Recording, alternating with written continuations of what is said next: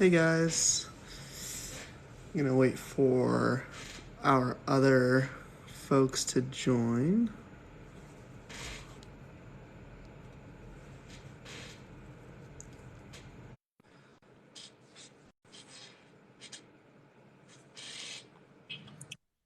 Hey, Hey, yeah, how's it going? going really well in LA. It's sunny, it's nice. You know, Yourself, I'm in how's it going? I'm in Seattle right now, and it's actually snowing here. So I'm like the opposite of what you're going through right now. Oh wow. But yeah, everyone's talking about a storm coming here and rain, Mm, but I don't think it's gonna be like some terrible storm. Probably just a bit of rain, but it's like such an yeah, exception for people here. right. Yeah, it's the winter season, so gotta have some rain. Hey, Dweez, can you hear us? Hello, hello. How's it going? I'm doing great. Just setting everything up right here for the live. Awesome. Well, for those of you who are just joining, I'm sure you're wondering where is our usual moderator. But she is not going to be around this week, so I'll be hosting and running the show. I'm asking myself and the other two awesome folks in here some of the questions. Today we're going to be doing a tech Q&A session. So, make sure to drop any questions you have in the chat when it comes to tech or software engineering or really any topic that you want to talk about. We've been saving up a lot of the questions that we've been getting throughout the last few lives, so we're going to make sure to answer those. But again, if you have any more questions, drop them in the chat and we will definitely get to them. So, yeah, I think with that, we can get right ahead and start. The first question we have, I think probably Dom, you'd be good to answer this one. And it goes, is it easy to move from JavaScript to TypeScript? And why did they even create TypeScript to begin with? Sure, thanks. Yeah, I would say that after you kind of like grasp some concepts of JavaScript and use JavaScript for a while, it is pretty easy to move to TypeScript because TypeScript is just like a superset of JavaScript, meaning it's JavaScript in the core, just with like a few more keywords and functionalities. So I would say it is pretty easy. And the core one of the core kind of like problems that TypeScript solves is adding types to JavaScript because we don't have any types in JavaScript, so we don't have restrictions. For example, if you create a variable and put a string inside of it, you can reassign it and put, I don't know, array then later inside or a number or anything, and you just like don't know which types are which variables. And that is sometimes a positive thing because if it's a small project or you just want to quickly create something, you are faster. But for bigger projects, that can lead to a lot of bugs. If you ever use some other programming languages, then you've probably seen that feature of autocomplete. So when you have like a complex object, I don't know, a user, and that user has a car on himself, and that car has, I don't know, a modal, and you can just type user.car.modal, and everything will be auto-completed, and options will be listed there. In pure JavaScript, there's no such a thing because we don't know which types are objects and their children and their grandchildren or anything. TypeScript adds that because with TypeScript we try to set data types for and object types for like every single property, and yeah, like we talk a lot about TypeScript now, but it adds typing and it definitely helps with a lot of like errors and bugs and typos that can usually happen with JavaScript. Yeah. Yeah, that makes sense. It's important to remember that TypeScript doesn't actually it won't change the final output that you'll have. A website written in JavaScript and a website written in TypeScript inevitably will look the same, but it's more for like the developers to make their lives easier, to also catch bugs a lot more frequently. And at the same time, it's a lot more structured of a code base, so it's a lot easier to have like a whole company working in TypeScript, where not everybody might have like worked with the same objects or classes or interfaces, but you could still access them, like Dom kind of said, with autocomplete and stuff like that. So yeah, thanks Dom for the answer. That was pretty in depth. The next question, I definitely want to throw it to you, Dweez, because I'm curious about your thoughts. It's a very general question, so get ready. The question is, what are your just thoughts about ChatGPT? Like, what do you think about it? Is it the future? Do you hate it? Do you love it? What are your thoughts? Yeah, yeah, very interesting question. What do I think of ChatGPT? I think it definitely helps a lot if you in anything that you do where you like need some information, like some quick info of whatever, in programming or in coding. It can be used as a tool. It's more, I see it more as a quality of life tool rather than a tool that can actually replace, like automate the task 100%.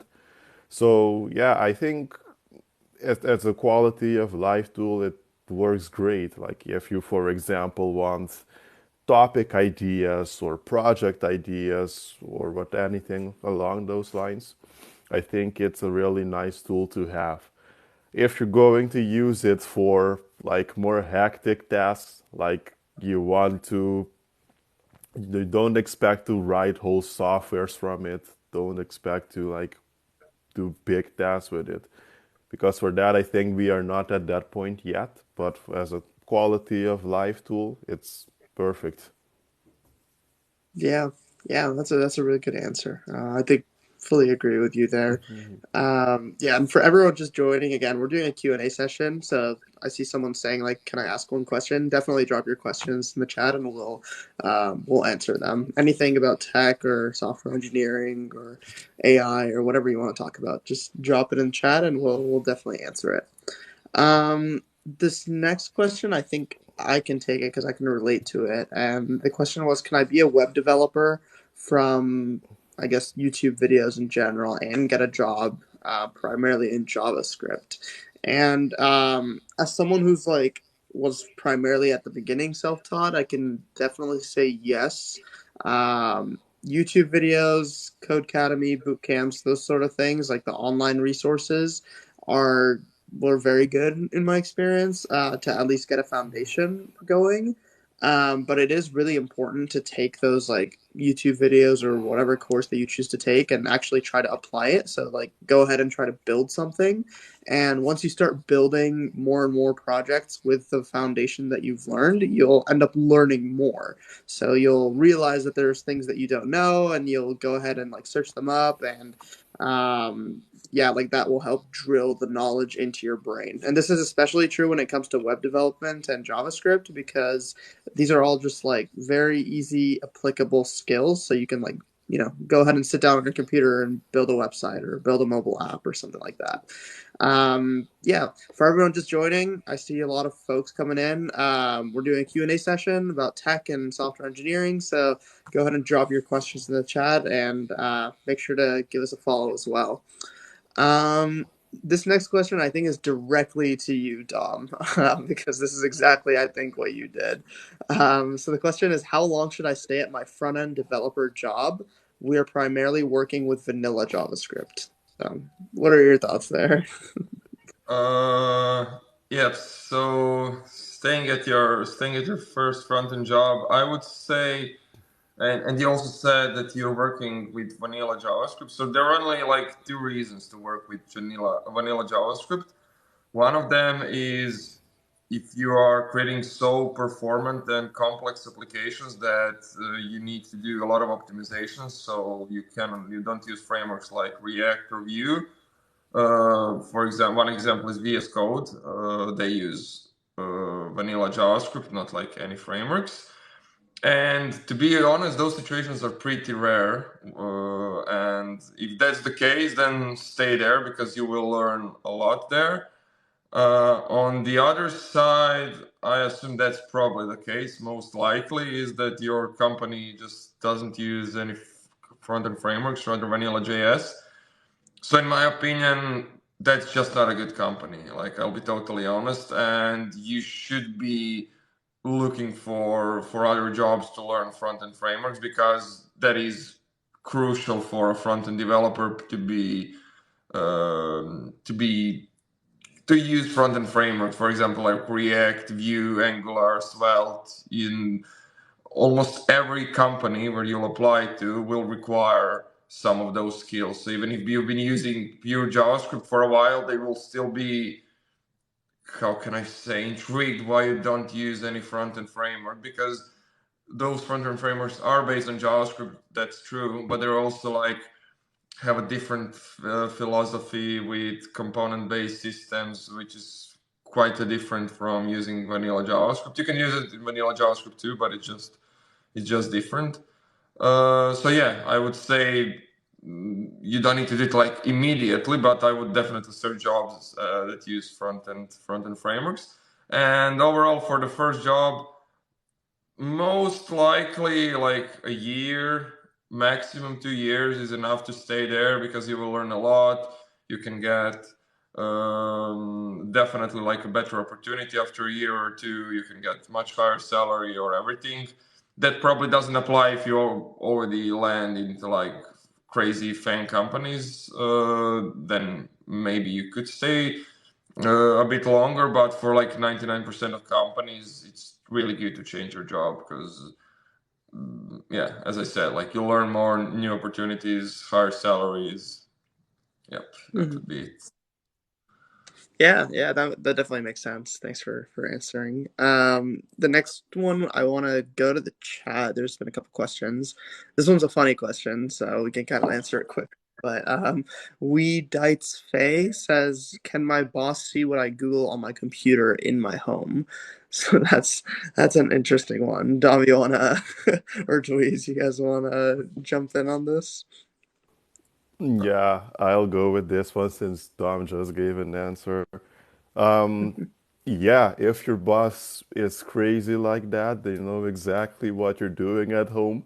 But in most cases, I don't think it goes like that, that they have like I don't know, like some crazy software installed that they can track every single thing you do. But I do think that some companies do have monitoring softwares to keep track of what employees are doing at home. So yeah, I think the best thing you can do in this case, if you're having doubts, you can always ask your boss what is actually going on, because I think yeah, it should be in the company policy where they like your privacy as an employee matters. So if that's the case, then you should be able to ask your boss if you are being tracked at home or not. You probably are if you're asking this. Yeah. Yeah, I will say though, like usually if you're using like a company laptop or something, then they like in most cases they'll have you connect to like some kind of VPN to like access company material or stuff like that. And definitely in those cases, like I know for a fact the company that I work for, when I'm on a VPN, like they can, if they want to, like go and see like what I'm doing, just because the VPN gives you like access to like sensitive company information. But I will say, like, they're definitely not tracking. If you're using like a personal device, unless the company is like super unethical and is like purposely trying to see what you're doing, it's pretty highly unlikely that they are kind of like going after you in that perspective. Yeah. Okay. The next question we could go to is I know I saw it. Oh yeah. What is the minimum requirement for a junior front end developer to start applying for jobs? Dom, this might be a good one for you as well. Like before your first job, were you always a front end developer, and did you just start applying hectically, or did what process did you go through? So at the beginning, I was a full stack developer, but I worked mostly with backend, so I was like mostly backend developer, I would say. And I did have some engineering knowledge, coding knowledge. I had a CS degree, so it was a bit different situation. I just took one JavaScript course from Udemy, applied to a job, and applied to several jobs and got it. But I would say if you're starting from scratch, then do HTML, CSS first, and do some nice websites with it, and then JavaScript for logic, and do super simple apps with JavaScript. Yeah, by the way, app doesn't need to be anything complex, like just super simple logic there. Then try to learn some front-end framework like React and add a bit of more complexity there. Again, just like super simple apps. I don't know, like a to-do list, and those they are common, but still you need to start with something simple. So something like a to-do list is just like cool to develop, to learn those skills. And after that, I think you can start applying after you have those 4 technologies, maybe add Git a bit, GitHub, and yeah, continue to practice, of course. So build projects, continue to learn, create like your own website, and make sure it's nice, make sure it's public, add your projects there as you create them. But yeah, you can definitely start applying just to see what's the market like, and it's also a great experience applying for jobs, and you will learn a lot of things there because you'll get many questions you won't know how to answer, and then you will see, oh, I need to learn this, and you will just learn them. So yeah, don't take interviews personal if you don't get a job, or just like don't take it personal. I'm not saying if you won't get a job, but if you won't get it, well, just like take everything as a learning experience and as a stepping stone to that point where you get the job, because maybe you'll have 10 unsuccessful interviews where you won't get the job, but you will learn so much on those interviews that you'll get the job 11th time. So all those interviews were actually a positive thing. So just look at them like that, as lessons. Yeah, I definitely agree with everything there. I think in relation to the specific questions when it comes to like what is the minimum requirements, definitely what you said, like you need to have built some projects at some point because companies are gonna look for like, have you just taken a boot camp or have you actually tried to like apply what you did in some sort of either a project that you tried to build at home or a real life project or something like that. So definitely get working on those side projects. Yeah, like everyone that's in the live right now, make sure to drop questions. We're definitely excited to answer them. And yeah, we're here every Wednesday, so you get an hour to ask us any questions that you want. So someone asked, are interviews coming slower these days, and when will they pick up? I think I can kind of answer this one. So obviously there's like a good amount of tech slowdown these days, especially like in the US, with like tech layoffs and less positions being open and so on and so forth.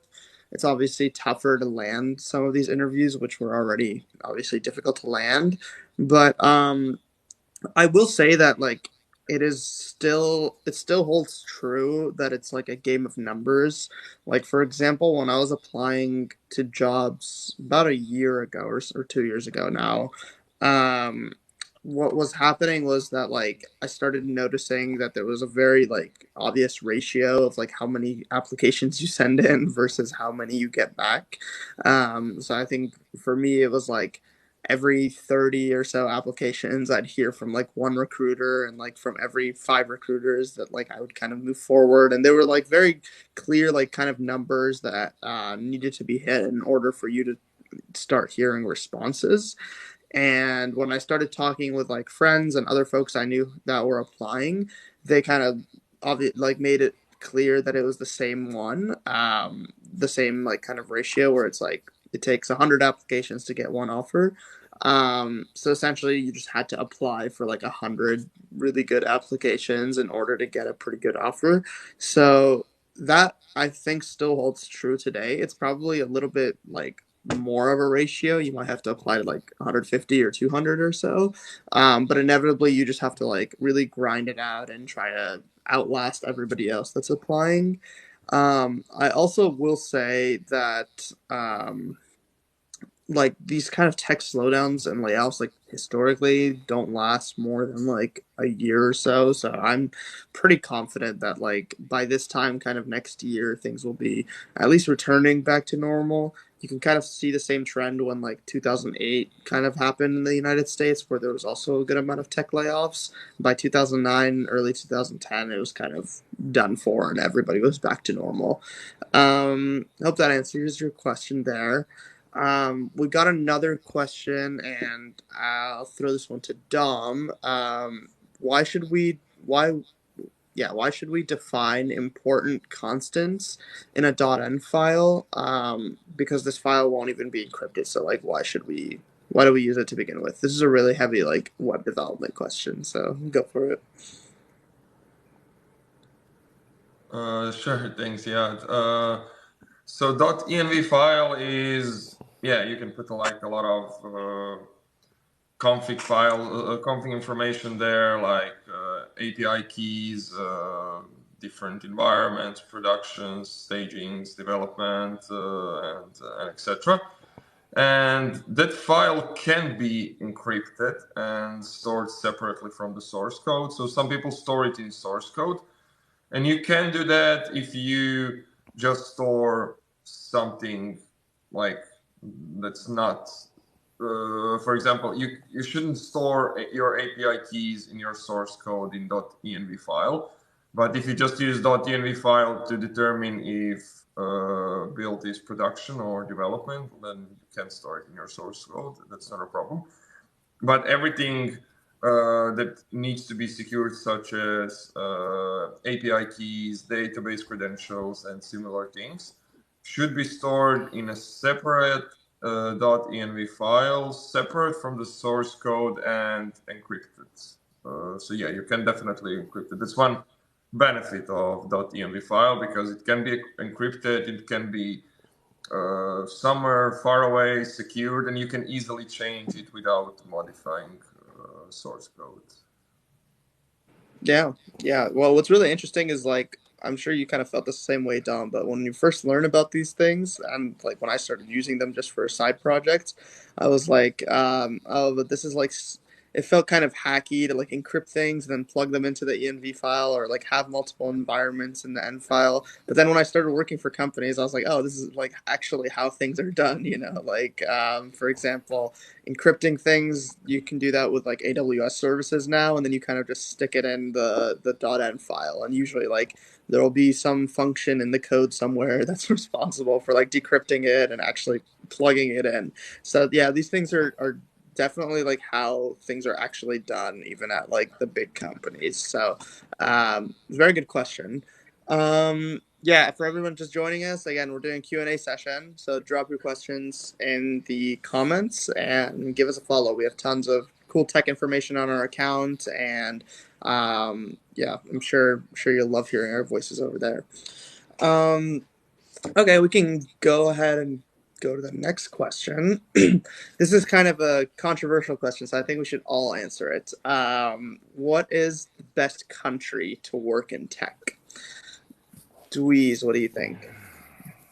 Yeah,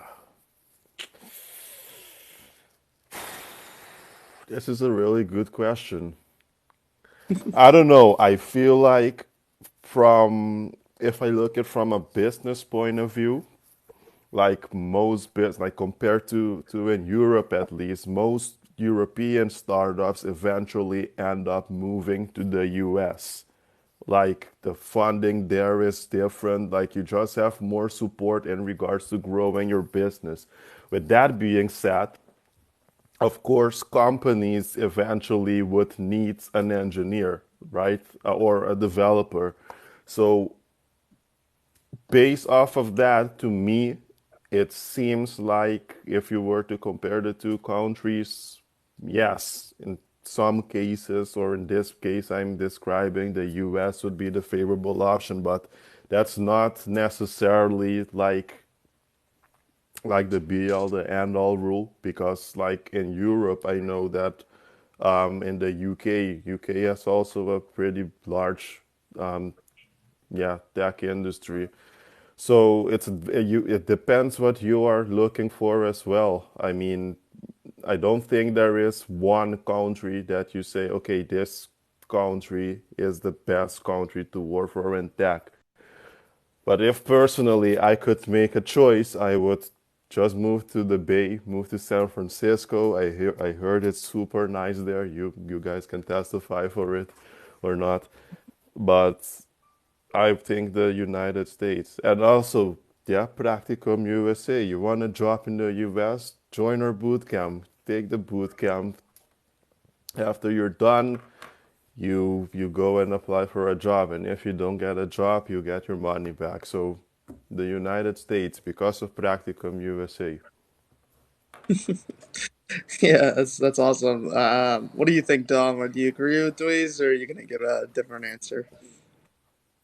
Well, I kind of agree. I would say the US just because the projects are probably the best, the most exciting. The salary is definitely the best in the US. That's like much higher than in Europe. So yeah, I've never personally worked in the US, so I don't know how are things like work-life balance and everything. But from people I know, yeah, I would say working in the US is just probably probably the best. But you probably cannot go wrong with some countries like in Western Europe. I don't know, like UK, Netherlands, Germany. Okay, for Germany, you need to know German, probably. Or yeah, countries like Canada. Somebody wrote Japan in the comments. I don't know about Japan. I just know that I don't know, but I've heard they just work a lot. So I don't know if I would love to work for a Japan company and have like 100 hours working weeks. Yeah. But yeah, if I had to pick one, the US. Yeah. I think I've worked in the US in tech, and what's interesting is that a lot of my coworkers right now actually work out of Canada, and I was talking to them a lot, and it seems that for sure, like the US is definitely unbeaten when it comes to like salaries. Like if you want to just make the most money possible, then the US tech companies are the best in terms of tech. But what I heard from some of the Canadian folks is that the benefits that they get over there are just way nicer when it comes to like things like health insurance, like the way their tax system works and stuff like that is just like superior to the United States. Even though their salaries are a bit lower, it's like they get more value out of out of the each dollar, I guess. And what's interesting is that a lot of U.S. companies hire a ton in cities like Toronto and Montreal and Vancouver. So yeah, I've tried the U.S. And if I were to like pick something else to try out, I think I would probably like give Canada a shot and see how it goes over there. But yeah, the cool thing is with current tech companies, like a lot of them are going remote anyways, that you might be able to work in a US company and work from wherever you want. So there's always that option. Cool. Yeah, the US health system is expensive. I agree. um is programming better under the sun? Has anybody here programmed on a beach or under the sun before? No, Um, dumb. I mean, I know you're. it is Really? nice, but I would say just for like an hour or 2 hours because yeah, sun will kick you in and you won't be able to focus that much. You'll get burned and yeah, I mean definitely like working from some remote locations, not directly on the sun, but I don't know, even on the beach if you're lying under a palm tree or summer, I could work like that. Don't have a problem with that. But yeah, on direct sunlight, I love doing that, but just like for 15 minutes, 20 minutes, something like that. But yeah, no more because yeah, it gets too intense. Yeah, that makes sense. Somebody asked the question that we also had from a previous live, so I think this is probably the same person. I'm not sure what this is to be honest, so anyone feel free to jump in. But the question is, what do you think about CompTIA A plus certificate. Is that like a common certificate? Do you guys know? I don't know anything about it. Do you, Don? I don't know anything about it, so yeah, I Yeah, don't when want it to comes to say. certificates, if like three people who work in tech haven't heard of it, then I think that probably gives you your answer of like its value. But yeah, I honestly need to look into it. If this is one of those like certificates that's closer to, for example, like the AWS certificates that are online or like the Azure certificates or something, I would tell you that your time is probably better used like getting hands-on experience with some of these technologies. But if this is maybe like a boot camp certificate or something, then the value is in what you actually learn from the certificate rather than like the degree itself. Because there's not a lot of companies that are like have as one of the requirements that you have a certificate in X. Like I've rarely seen that. Um. Anyways, yeah. Hope that kind of answers your question. Um. Another one we got is which is the most requested cluster API from companies? I'm also not sure what do you mean by that? Don, do you have an idea? I also don't have the idea, to be honest, so I'm gonna skip on that one. Okay, we can yeah, if you want to like elaborate in the comment what you mean, we could definitely like try to answer it. This is an interesting question. So, how do you see the future of programming? Will AI make the process easier? And I guess I'll add my own part to that question is will AI kind of like remove the act of programming altogether? What do you guys think? We can talk about that. Yeah, we love Yeah. talking about AI.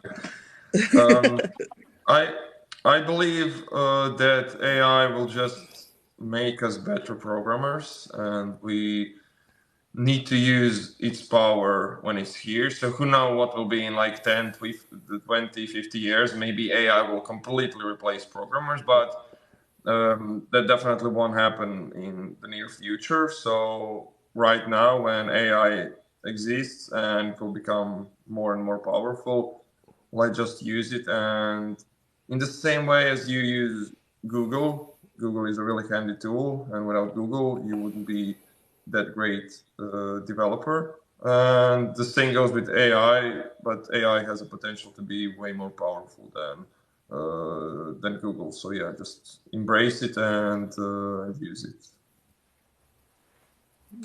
Yeah, I would definitely agree. I think that it will make the process easier. That part of the question, I definitely 100% agree with. There's even been situations where like I don't understand a specific concept, for example, either a concept or like a snippet of code or something. So like I'll just ask ChatGPT or something like, hey, like tell me what this is doing, and it'll usually be very very good at that, like explaining things. But at the same time, like I don't think it's gonna get to a level where it can design like pretty scalable software. I mean, software engineers haven't even perfected like a lot of things yet, and usually like AI will kind of be an assistant to whatever human knowledge already exists. Like if it's gonna take a human like 3 hours to understand a concept by doing their own research or something, like AI will be able to do that, but it'll just be able to do it much, much, much, much quicker than a human would. But so far, it hasn't. It's not going to be able to like solve any problem or do anything that a human hasn't even solved yet. Period. If that makes sense. Unless it's something like computational, like it won't ever be able to solve that. Like a really obvious example of this, and this is like a controversial question in of itself, but like there are people around the world that are like, is my like what religion is basically right, and people debate that all the time, or like what politician is right, for example. It's not like you'll be able to go to AI and it will just like tell you the answer. Like it won't know anything basically that like humans don't haven't even like figured out yet or solved. um so I think that it will assist it though in a very like profound way by allowing humans to write better software. Like a really good example of this is if you guys have used GitHub Copilot, you know exactly what I mean. Like it makes coding much easier. It removes a lot of like the laborious, like redundant work, and it like personally, if I'm building like a project or even things I'm doing at work, it makes my life way easier to have something like GitHub Copilot. But you still need the developer to actually like go ahead and solve the problem, write the code, understand like what users want, and build the right product for them. So yeah, I think that's my answer. Dweez, do you want to add anything to that? I think you covered it very nicely. It's basically just an assistant, and you should see it as such and try not to make it like the AI will become the developer. It can only go as far as we can right now. I agree with Yeah. everything you said. Yeah. Yeah, yeah. I mean, someone in the comments even mentioned like Jarvis from Iron Man, and I think that's a good example. Like, you can't have Jarvis without Tony Stark, you know? Like, you still gotta have Tony Stark in there to actually like do everything. Cool. I think, yeah, we can go on to the next question. For anyone just joining, we're doing a Q&A session about tech, about software engineering. So please drop any questions you have. I've worked in tech, Dom has worked in tech, and Dweez has been around tech long enough to answer any questions. So just drop those questions in the chat and we'll do our best to answer them. Okay, Dom, I think this question can go to you. The question is, how can you reduce the dist folder size in Vue.js? So I haven't worked with Vue.js. Looks like you have. Go for it. Yeah, so that's this folder, distribution folder in Vue. You can use a couple of techniques. So, for example, code splitting. Code splitting is useful, so you don't want to load your whole Vue.js application immediately. You just want to split the code maybe by different pages, or that's a common practice. Or if it's a different kind of application, then by some special features, and then load them when necessary. So just like Google Vue code splitting and search their docs. It's actually pretty simple. I think you just need to define some things in on the pay in a config where you define routes. But yeah, I won't go into details. Just Google Vue code splitting. The other way is removing unnecessary dependencies. So yeah, check out your package.json and see what you don't use. You can optimize images, so make sure to load them like from optimized from external servers. Don't have them like in your source code.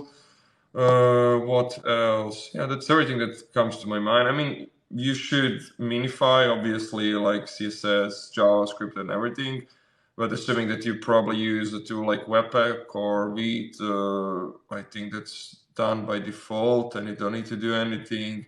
The same goes with tree shaking. I think that's all done by default. So yeah, like to resume it, remove unused dependencies, add code splitting, and make sure that you don't have like images in your source code.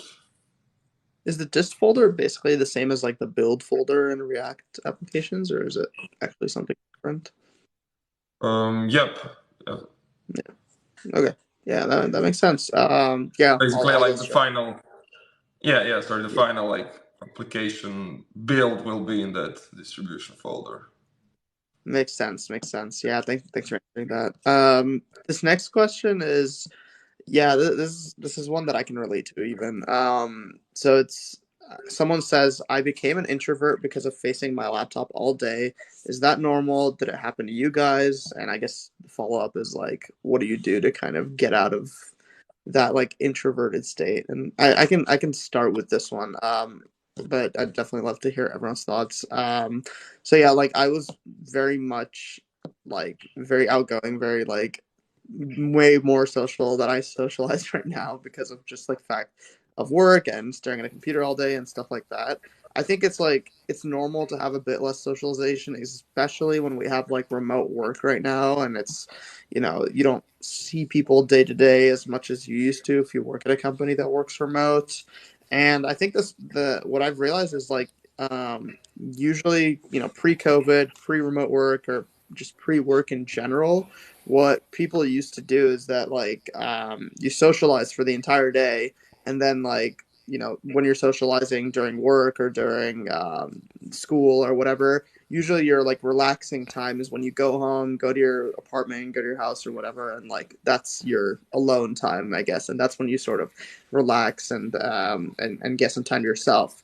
But the issue is like now that we've kind of transitioned into a lot of tech companies going remote and a lot of just folks in general working remote, is that you'll work the entire day and you'll get way less socialization than you used to, and then your relaxing time hasn't changed. You're still like going, having some alone time, having some you time, maybe like watching a show, getting food, something like that.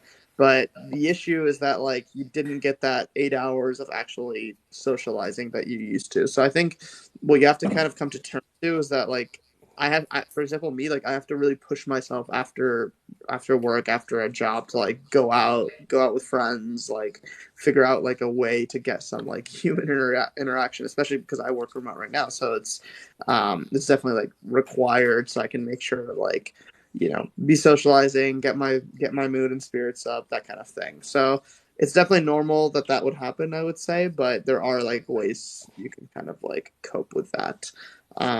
Those are my thoughts. Louise, what do you think? Yeah, I dealt with the same thing, uh, like with COVID, and you just sit behind the screen all day, and it's more difficult. I think because you're in isolation a lot, it really can't hinder because it's what you're used to as well. Like if you socialize a lot during work and then all of a sudden you're not anymore, I can understand how it impacts you because the same thing happened to me. Yeah, how I tackled it, I didn't really do anything about it. Like I did start socializing less with people after that. But that's because, yeah, you just find other things to do. For like what Ziad said, like your relaxing time is like after work. So yeah, after work, I think what you could do is you could like use the relaxing time to then go out and I don't know, take dance classes or I don't know, do jiu-jitsu, whatever you're interested in. Like set your time window of social activity. I have friends that go to the gym because that's when they get their dose of socializing. I think it's important that you put some activity, like for after you are done with work, especially a physical activity. Um, it can be something very simple. You can just go for a walk or something or things like that. I don't know if that's the best way to meet people, but um, yeah, I think adding some type of activity, physical activity, after you're done with the work can be nice, a nice way to counteract this. Yeah, Yeah, that's my yeah, answer. yeah. That makes sense. Dom, you got anything to add there? Yep. I would maybe add, try to find some co-working spaces.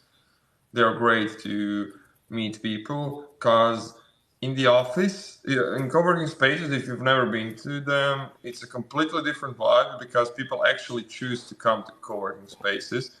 So the vibe is completely different than in office, where many people are actually just forced to be in the office. Mhm. So I would recommend co-working spaces Yeah, as an option. And yeah, I mean, depends on your location. Try to find like different events, meetups. I know when I used to live in London, London was amazing because of that. Like you have different meetups around any topic every single day, so you can meet people so easily. I know London is like an exception to that, but maybe you have something in your area, just like some networking events, tech events, or I don't know, any events you're interested in. I don't know if you're interested in some sports or anything. That's also a cool thing to meet people. Just like join some sports clubs and running clubs, cycling clubs. Yeah, that's like you need to find something that interests you and then join a club. related to Mhm. that interest. Yeah, yeah, that makes sense. There's definitely a lot of meetups that happen all over the world. So, yeah, I highly recommend checking those out. We can go to the next one. I think we have time for a few more questions. So, again, if you have any tech questions, anything related to software engineering, etc., make sure to drop it in the chat. We have about 15 minutes left, so maybe that's like 3 or 4 questions or so. So, yeah, we're here every Wednesday, 9:30 Pacific. So any questions that you drop and we don't get to, we'll definitely get to it on our next live. So, make sure to drop those there. This next one goes and says, "Is Udemy worth it, or should I stick with YouTube?" And I guess like the general question is like, is paid courses worth it in general, or should you stick with YouTube and free education? What do you guys think? Anyone want to jump in? I can answer to that one, specifically about Udemy. I would 100% say Udemy is worth it because I got my first front-end job after a $20 Udemy course. So yeah, it's definitely worth it because you have amazing teachers there. And one significant difference between YouTube and Udemy is that on Udemy you will have a structured course from the beginning to the end, and that's gonna be way easier to grasp than just like watching random YouTube videos from different teachers because all of them have different teaching styles, and because of that, like the tech field is really complex in general, so you don't need to add more complexity by having different teaching styles. Of course, it's possible to do it with YouTube too, but I would suggest having Udemy course as a base, and then if some parts are not clear to you enough, then you search those parts on YouTube and look it from a different perspective. But just because of that structure, I would suggest like Udemy. I don't know what you guys think, if you have any thoughts. Yeah, I think the paid courses are definitely worth it as well. Especially, I don't know, I feel like if something like you take a free course, you have less incentive to stick to it. Like you're more likely to stop because you didn't have to invest anything. Like you only need to invest your time. And yeah, there is no like any binding treaty that you have made with the course or whatever, yeah, the course. So I think apart from what Dom just said, like paying for it also like makes you commit to it. Like paying for something is like making a commitment towards it. And yes, of course, people finish courses, free coding courses. Yeah, there's plenty of cases where people became developers just by doing free courses. But I think for a lot of people, like the binding agreement that you make, the contract that you make with yourself that comes with paying for courses, I think that can give you a more incentive, the bigger incentive to actually finish the course. Yeah, yeah, I would definitely agree with you what you guys said. I've definitely paid for my fair share of Udemy and Coursera courses and stuff like that, and they definitely help you stay on track, and the structure is just so nice. And I only really switched to YouTube once I kind of knew what I was doing and I knew what I wanted to do, and could kind of distinguish like the bad videos from the good videos. Then I started going to YouTube for like just random knowledge and random concepts. But yeah, that was a very good question. I think yeah, we can go to the next one here. Oh, this is a really good one as well. Do you still deal with imposter syndrome after years of coding? I can kind of start with this one. So I know like a lot of people, including myself, really deal with imposter syndrome early on when you're first learning because you feel like there's just so many like really talented engineers out there. And also I think this was maybe just like the people that I knew, but the folks that did know how to program really well, like it really felt like it was kind of like a gate kept industry. Like, only smart people or only people that are good at math or something could like do computer science or go into programming in general.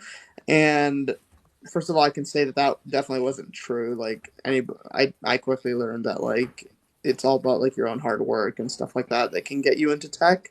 But in terms of like continued imposter syndrome, I would say yeah, like the feeling itself doesn't go away, but it's like how you deal with it that gets better.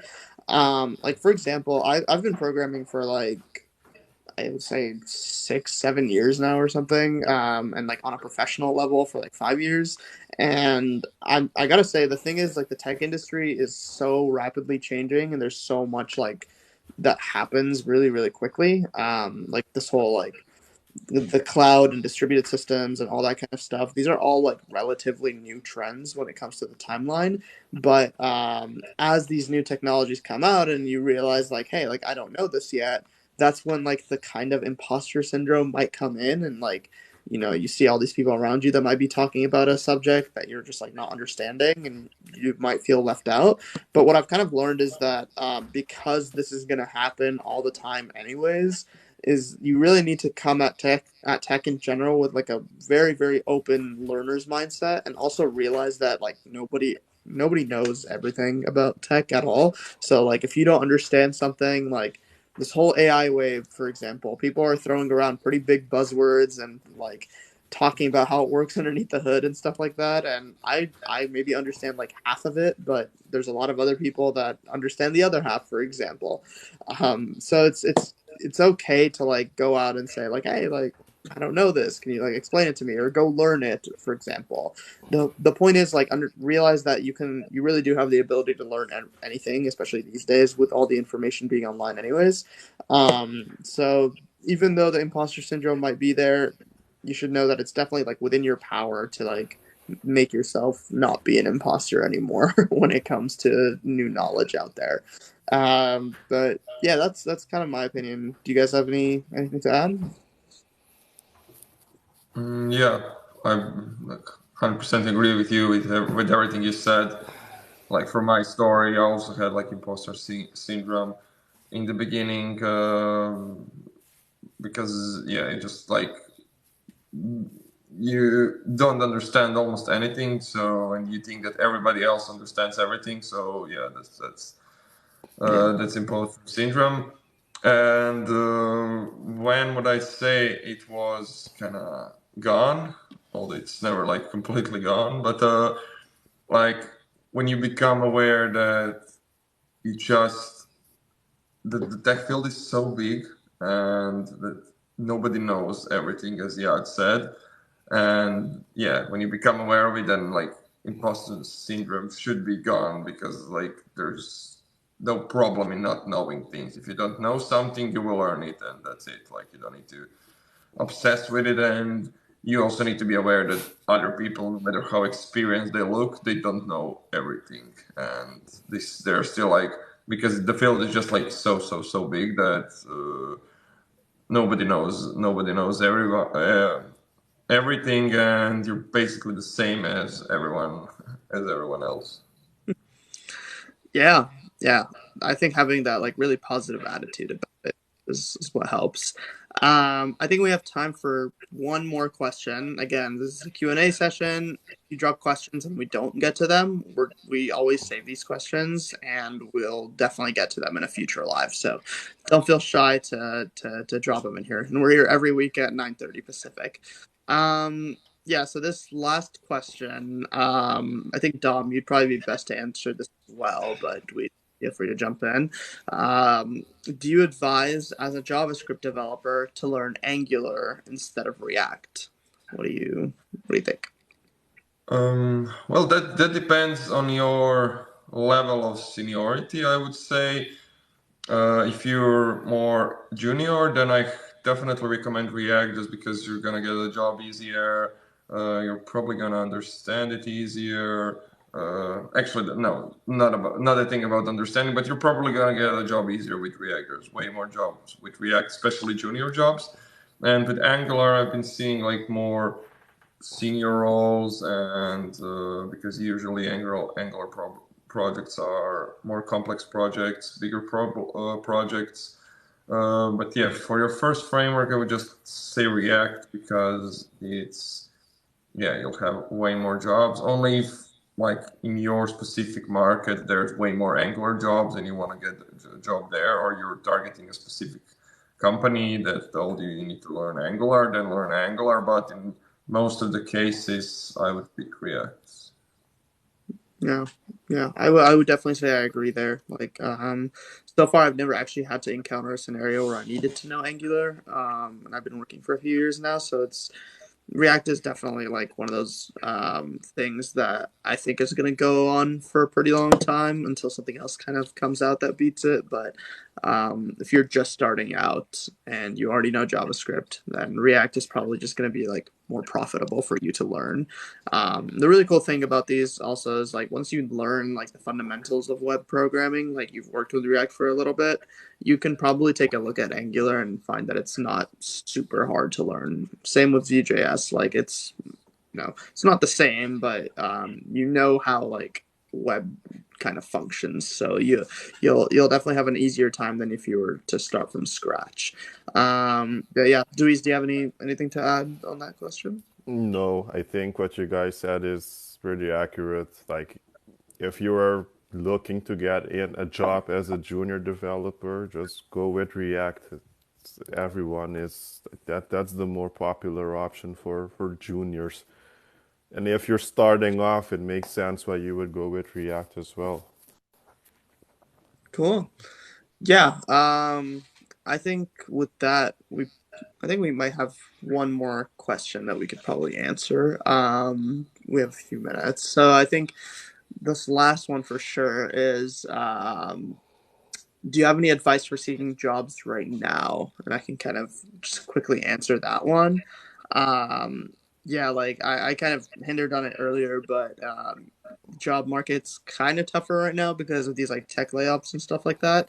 But at the end of the day, like companies need engineers, so you got to apply to a ton of jobs, and eventually, like one will land.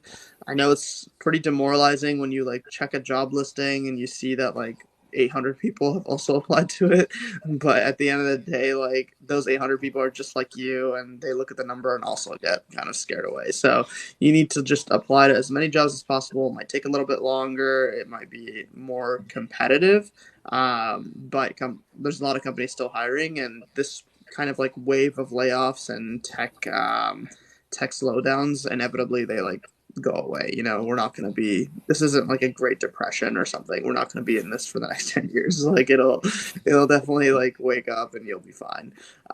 So yeah, just keep up the kind of positive mindset. Know that you're pretty valuable. You have a lot of valuable skills if you're applying to these tech jobs, and eventually one of them will land. But yeah, I think with that we can kind of end things off. We're here every Wednesday, 9:30 Pacific. This was a Q&A session. We might have a different topic next week, but there's definitely any questions that you have, you can always drop them in chat. We've been saving all the questions that have been asked. If there's any that we didn't get to, we'll definitely get to them in a future live. And yeah, in general, feel free to check out our account because we have a lot of tech content on there anyways that might answer some of those questions. So go check it out. We make all sorts of videos, educational, entertainment, all sorts of things. So go on there and see what we have to offer. But with that, thanks to everyone for joining, and we will definitely see you next week. You guys have any last words? Anything you want to get in? Yeah, thank you all for coming, and we'll see you next week. Thanks everyone for your attention, gifts, anything. Remind you all just to like follow us because like we share this type of information all the time. And yeah, see you all in a week. Awesome. Thanks, guys.